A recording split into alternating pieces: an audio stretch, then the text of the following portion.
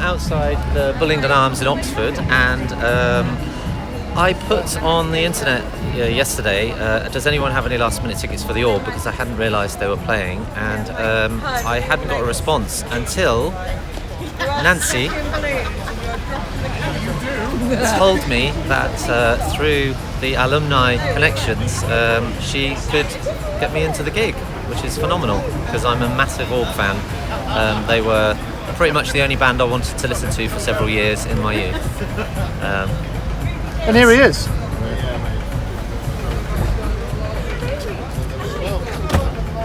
Oh, this is unexpected. Yeah. How are you? Thank you. Good to see you, Alex. All right. Yeah, I'm good. He's a Hillian. Hello. Hello. Massive fan. How's it going? Yeah, there you go. Looking forward to it. Just let off the rock note is Whenever you meet someone who you've appreciated what they do for a long time, it's always a bit, you can feel a bit starstruck, but mainly I just didn't want to crash his space. It'd be nice to meet him later in a more relaxed way.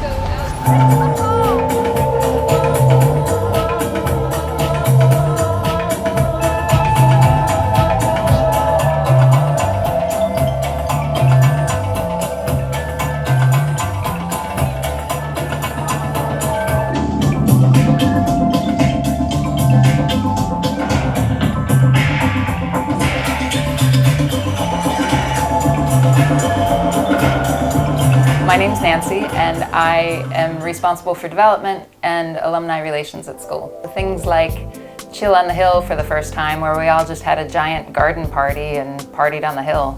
That was because one of you said, I don't want to come back to school and wear a blazer and sit in a formal lunch. I just want to hang out with my friends and see how they are. So we did that, and it was fantastic to see.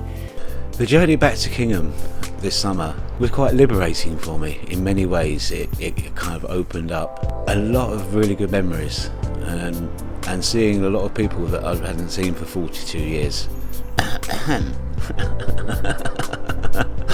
What do you think?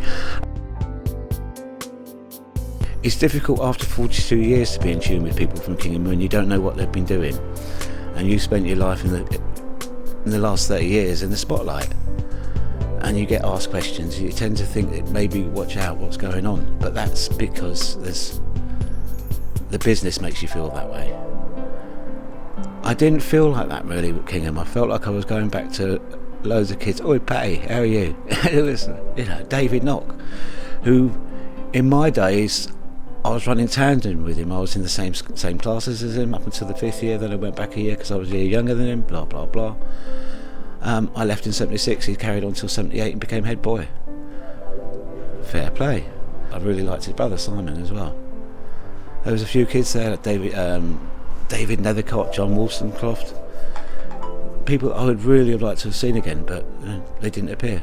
So, and the Drinkwater brothers, Nigel and Paul, Tap and Tap too.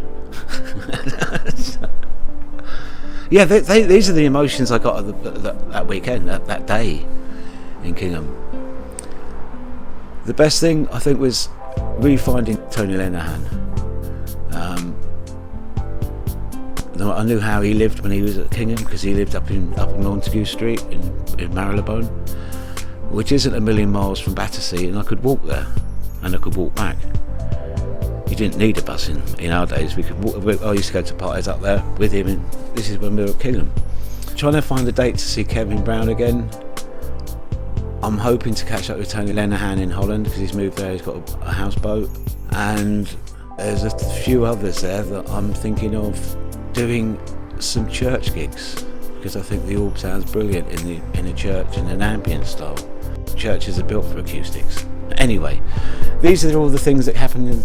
And I also took my daughter there so that she could see where I was brought up. She thought I was brought up in a very posh environment, which when you look at it, it's very twee now. It's a lot of self-branding at Kingham Hill School, but back in our day there was no self-branding. The only self-branding we had was the Kingham Hill bus that used to drive us to football matches or basketball matches or cricket matches. Or if you're going on a sort of a holiday to the Isle of Wight at the end with the school holidays in Rye, which I frequented 3 or 4 times in my lifetime. I just wish that day was a bit longer. It just seemed to finish too soon, and not like everybody wanted to go to the pub in Kingham, but everybody wanted to go to the pub in Kingham. No.